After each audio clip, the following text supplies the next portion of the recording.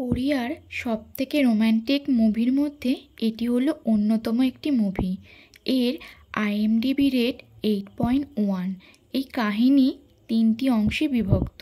এই গল্পটি সেই সময়কার যখন কোরিয়া জাপানিদের কবজায় ছিল। এই গল্পে মেয়েটির নাম সুকি। তাকে ঘর ছেড়ে পালাতে হয়েছিল। তাকে কাজুকি নামে এক বিখ্যাত ধনীর প্যালেসে যেতে হবে, কারণ কাজুকির ভাতিজা হেডেকোর দেখাশোনা করার জন্য। প্যালেসে পৌঁছে কাজের লোকেরা তার কাজ বুঝিয়ে দেয়।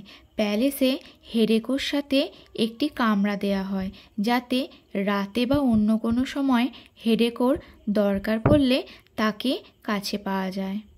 অনেক রাতে তার ভয়ঙ্কর স্বপ্নে ঘুম ভেঙে যায়। সে প্রায়ই তার স্বপ্নে কাজুকির ওয়াইফের মৃত্যু দেখতে পেত। কাজুকির ওয়াইফ সাসাকি গাছে গলায় দড়ি দিয়ে আত্মহত্যা করেছিল। এই ভয়ঙ্কর স্বপ্নই তাকে রাতে জ্বালাতন করত। তাকে গল্প বলে ঘুম পাড়িয়ে দিত। পরের দিন সুকির সাথে কাজ করত একটি মেয়ে, যে কিনা সুকিকে জ্বালাতন করার জন্য পায়ের একটি জুতো লুকিয়ে রেখেছিল। হেডেকো সুকিকে একটি চিঠি পড়তে বলে। যেহেতু সুকি পড়াশোনা তেমন জানতো না, তাই হেডেকো সুকিকে পড়াশোনায় অনুপ্রাণিত করত। এবং যখন সে দেখে সুকি এক পায়ে জুতো পরে আছে, তখন তার একজোড়া দামি জুতো সুকিকে পরতে দিয়ে দেয়।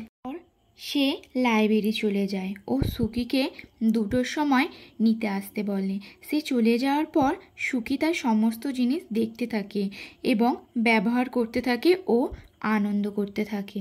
2টোর সময় যখন সুকি হেডেকোকে লাইব্রেরিতে আনতে যায়, তখন কাজুকি তার সামনে সাপের স্ট্যাচু ফেলে থামিয়ে দেয়। এতে সুকি ভয় পেয়ে যায়। কাজুকি একটু বেশি লাইব্রেরিকে ভালোবাসত, তাই সে এখানে কেউ আসুক তেমন পছন্দ করত না। সুকি হেডেকোকে স্নান করাতে হেল্প করে। হেডেকোর মুখের ভেতরে অনেকটা কেটে যায়, যার জন্য সুকি হেডেকোর দাঁত হাত দিয়ে নাড়াতে থাকে।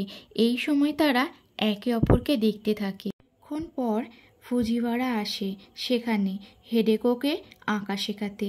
এর কিছুক্ষণ পর ফুজিওয়ারা সুকির সাথে দেখা করে এবং তার সাথে কথা বলে ফুজিওয়ারা জানতে পারে সুকি এখানে তামাকো নামে কাজের লোক হিসেবে রয়েছে। ফুজিওয়ারা ধনী নয়, সে একজন কৃষকের ছেলে। সে তাড়াতাড়ি অনেক টাকা কামিয়ে হেডেকোর কাকার সামনে ধনী হওয়ার নাটক করে। সুকির মাকে সবাই মিলে ফাঁসি দিয়েছিল। সুকি ছোট থেকে দুঃখ দারিদ্র্যের জীবন ভোগ করে। ফুজিওয়ারা সুকিকে অনেক আদব কায়দা শেখায়, হেডেকোর সাথে কিভাবে থাকতে হবে। ফুজিওয়ারা চাইতো সুকি হেডেকোর একদম খাস দাসী হয়ে থাকবে, তাহলে সে হেডেকোর মনে ফুজিওয়ারার প্রতি প্রেম বাড়িয়ে তুলবে। তারপর ফুজিওয়ারা হেডেকোকে বিয়ে করবে ও তার সমস্ত ধনসম্পত্তি ফুজিওয়ারার হবে। এরপর ফুজিওয়ারা হেডেকোকে পাগল করে পাগলখানায় দিয়ে আসবে। এই কাজের বদলে সে সুকিকে অনেক টাকা দেবে। ফুজিওয়ারা সুকিকে বলে হেডেকোর সাথে তাকে একা ছেড়ে দিতে যখনই আমি তোমাকে ইশারা করব, কারণ হেডেকোর কাছে আমি থাকতে চাই। সুকি ফুজিওয়ারাকে বলে এটা অনেকটা মুশকিল কাজ হবে, কারণ হেডেকো এখনও অনেক বাচ্চা আর ও এইসব কিছু বোঝে না। ফুজিওয়ারা বলে এই কাজ তোমার, হেডেকোর মনে আমার প্রতি প্রেম জাগাতে হবে। একদিন যখন সুকি হেডেকোর কাপড় বদলে দিতে সাহায্য করছিল, তখন হেডেকো সুকিকে বলে আমি যখন বিছানায় শুয়ে থাকি তখন আমার তোমার কথা মনে পড়ে। এই কথা শোনার পর সুকি খুব লজ্জা পেয়ে যায়। সে মনে মনে ভাবত এটাই হেডেকো পাগলা গারদে যাওয়ার পর তার সমস্ত জিনিস সুকি নিয়ে নেবে। কিন্তু হেডেকোর কমল ত্বক দেখে সে মনে মনে তাকে ছুঁয়ে দেখার কল্পনা করে। হেডেকো জানায় তাকে তার চাচার সাথে বিয়ে করতে হবে, কারণ এর জন্যই তাকে ছোটবেলা থেকে তৈরি করানো হচ্ছিল। হেডেকোর চাচা কাজুকি খুব বইয়ের শখ ছিল। সে তার সোনার জিনিস বিক্রি করে একটি লাইব্রেরি কিনতে চায়, যেটা ফ্রান্সের একজন লোক নিলামে বিক্রি করতে চায়। কিন্তু হেডেকো বই পড়তে খুব একটা পছন্দ করে না। পরের দিন ফুজিওয়ারা ইশারা করে, যেটা সুকির সাথে আগে থেকেই চুক্তি করে রেখেছে। ফুজিওয়ারার ইশারা মেলার সাথে সাথে সুকি হেডেকোকে ফুজিওয়ারার সাথে থাকতে দিয়ে জানলার পিছন থেকে সব দেখতে থাকে। সুকির এসব দেখতে একদমই ভালো লাগে না। যখন ফুজিওয়ারা হেডেকোর গায়ে যেখানে সেখানে হাত দেয়, কিন্তু সে তার মনকে এটাই সান্ত্বনা দেয় যে এই কাজটা তাকে করতেই হবে।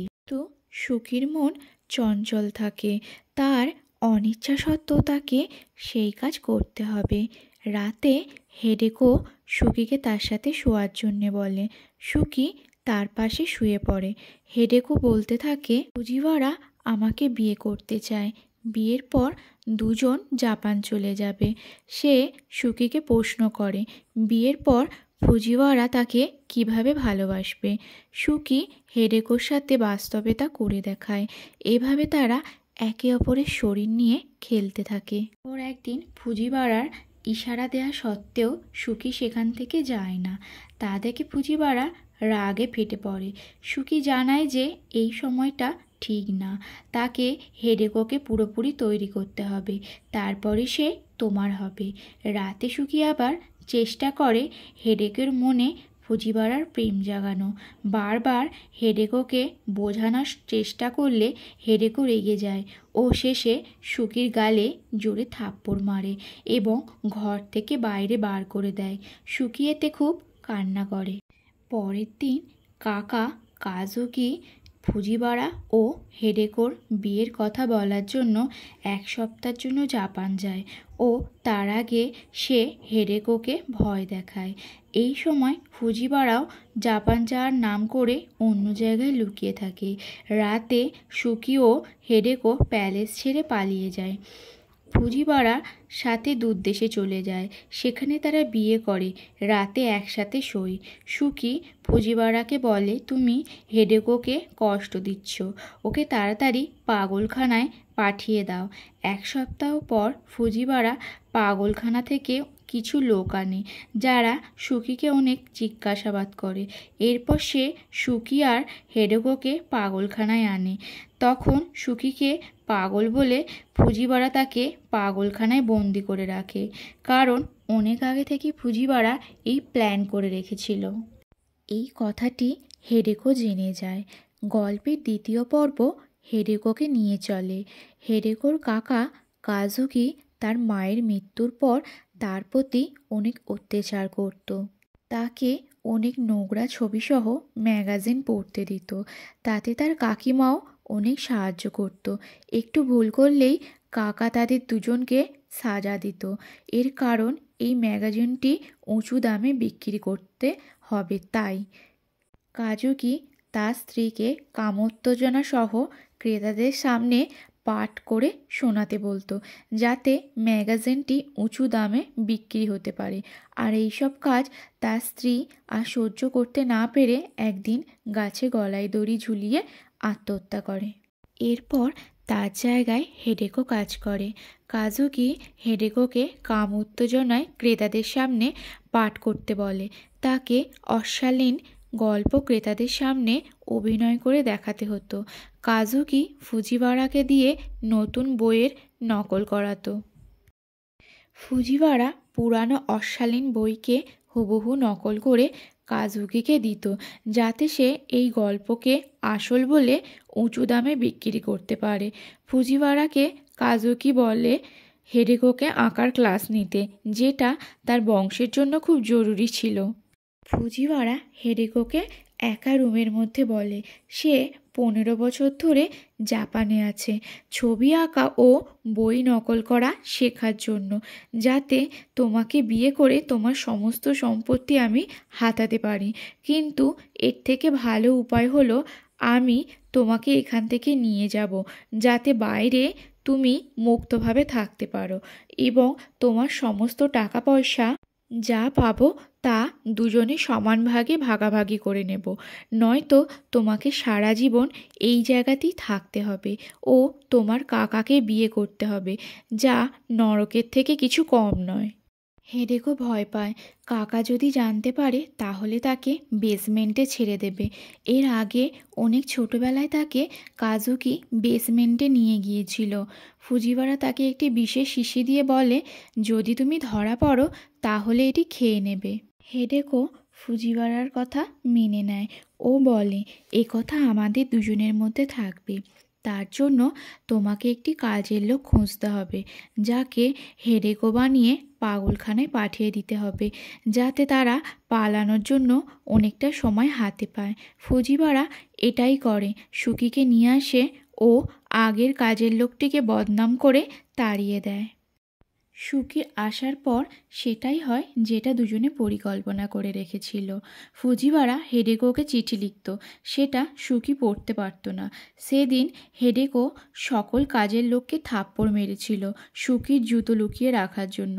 সে চাইতো না সকলের অত্যাচারে অতিষ্ঠ হয়ে সুকি সেখান থেকে পালিয়ে যাক। সেদিন রাতের দুঃস্বপ্নও ছিল মিথ্যা, যাতে হেডেকো সুকির সহানুভূতি অর্জন করতে পারে। হেডেকো ও সুকির শারীরিক সম্পর্কে আসা, সেটা হেডেকোর ষড়যন্ত্রের মধ্যে ছিল না। তাই সে এসব থেকে মুক্তির পথ খুঁজেছিল। ও কাকা কাজুকির থেকেও তার মুক্তি চাই। তাই সে সেদিন সুকিকে থাপ্পড় মেরে তার ঘর থেকে বাইরে বার করে দিয়েছিল। নিজে একটি গাছে গলায় ফাঁস লাগিয়ে আত্মহত্যা করতে চেয়েছিল, কিন্তু শেষ মুহূর্তে সুকি এসে তার প্রাণ বাঁচায় ও তাকে মাফ করে দিতে বলে এবং বলে কিছু টাকা পাওয়ার জন্য সে ফুজিওয়ারাকে বিয়ের কথা বলেছিল। এরপর হেডেকোকে পাগলখানায় পাঠিয়ে দেবে। তার সমস্ত পরিকল্পনার কথা হেডেকোর কাছে খুলে বলে। কথা শুনে হেডেকো তার কাছে সব সত্যি কথা খুলে বলে, আসলে তোমাকেই পাগলখানায় পাঠানো হবে, তবেই আমি এখান থেকে মুক্ত হব। এরপর দুজনে মিলে একটি প্ল্যান বানায়। সুকি হেডেকোর সাহায্যে তার চিঠি তার পরিবারের কাছে পাঠায়, যাতে একে অপরের প্ল্যানের ব্যাপারে সব কথা বলে এবং সময় এলে তার পরিবারের সাহায্য পাবে। যেদিন কাজুকি জাপান গিয়েছিল সেদিন হেডেকো আর সুকি মিলে একসাথে তার লাইব্রেরি যায়। সেখানে গিয়ে সুকি জানতে পারে কাজুকি হেডেকোকে দিয়ে অশালীন ম্যাগাজিন পড়াতো আর তা সবার সামনে অভিনয় করে দেখাতে হতো। তা শুনে সে খুবই দুঃখিত হয় ও রাগে কাজুকির সাধের লাইব্রেরি ভেঙে বরবাদ করে দেয়। এই ঘটনার পর দুজনের পালিয়ে যাওয়া ও সুকির পাগলখানায় যাওয়া সবই হেডেকো আর সুকির বানানো প্ল্যানের অংশ ছিল। এই গল্পের দ্বিতীয় পর্ব বা অন্তিম পর্বে দেখানো হয় যে সুকির পাগলখানায় যাওয়ার পর ফুজিওয়ারা তার সাথে দেখা করতে আসে ও তাকে বলে তাকে মরতে হবে, কারণ তার মৃত্যু হলে সুকির নামে হেডেকো বেঁচে থাকবে। পাগলখানায় যখন আগুন লাগে তখন সুকির পরিবারের লোক সুকিকে বাঁচিয়ে নেয়। অন্যদিকে হেডেকোর কাছে ফুজিওয়ারা যে বিষের শিশি দিয়েছিল সেটা থেকে একটু বিষ নিয়ে শরবতে মিশিয়ে ফুজিওয়ারাকে অজ্ঞান করে দেয় ও সুকির নামে যে পাসপোর্ট ও সমস্ত টাকা ছিল সে সেখান থেকে নিয়ে পালিয়ে যায়। ফুজিওয়ারার যখন জ্ঞান ফেরে তখন কাজুকির লোক তাকে তুলে নিয়ে যায় ও বেসমেন্টে অত্যাচার শুরু করে। বেসমেন্টে একটা বড় অক্টোপাস আছে, যেটা দেখিয়ে কাজুকি হেডেকোকে ভয় দেখাতো। কাজুকি ফুজিওয়ারাকে জিজ্ঞাসা করে কেমন লেগেছিল হেডেকোর শরীর, কেমন রাত কেটেছিল হেডেকোর সাথে। কাজুকির হেডেকোর প্রতি ভালোবাসা প্রকাশ পেয়েছিল। বাস্তবে আসলে ফুজিওয়ারা ও হেডেকো কখনো শারীরিক সম্পর্কে আসেনি। ফুজিওয়ারা জানায় এত অত্যাচারে সে কখনোই তার মনের কথা খুলে বলতে পারবে না, তাই সে একটি সিগারেট চায়। এইভাবে সে বুদ্ধি করে দুটি সিগারেট নিয়ে নেয়। এরপর বেসমেন্ট বন্ধ ছিল। সিগারেটের ধোঁয়ায় বেসমেন্টের চারিদিক অন্ধকার হয়ে যায়। কাজুকি ফুজিওয়ারার প্রাইভেট পার্ট কাটতেই গিয়েছিল, কিন্তু যেহেতু সিগারেটে মার্কারি মেশানো ছিল তাই ফুজিওয়ারা মারা যায় ও তার বিষাক্ত গন্ধ হাওয়ায় মিশে যাওয়ার কারণে কাজুকিও মারা যায়। যখন কাজুকির লোক হেডেকোকে খুঁজতে থাকে তখন সুকির সাথে হেডেকো পোশাক বদলে জাহাজে করে অন্য দেশে চলে যায় এবং সেই জাহাজে তারা স্বাধীন হাওয়ার আনন্দে দুটি শরীর একসাথে মিশে যায় আর এভাবেই এই কাহিনী শেষ হয়ে যায়। এই গল্পটি যদি আপনাদের ভালো লেগে থাকে তাহলে অবশ্যই একটি লাইক দেবেন, শেয়ার ও কমেন্ট করবেন এবং সাবস্ক্রাইব করে পাশে থাকবেন।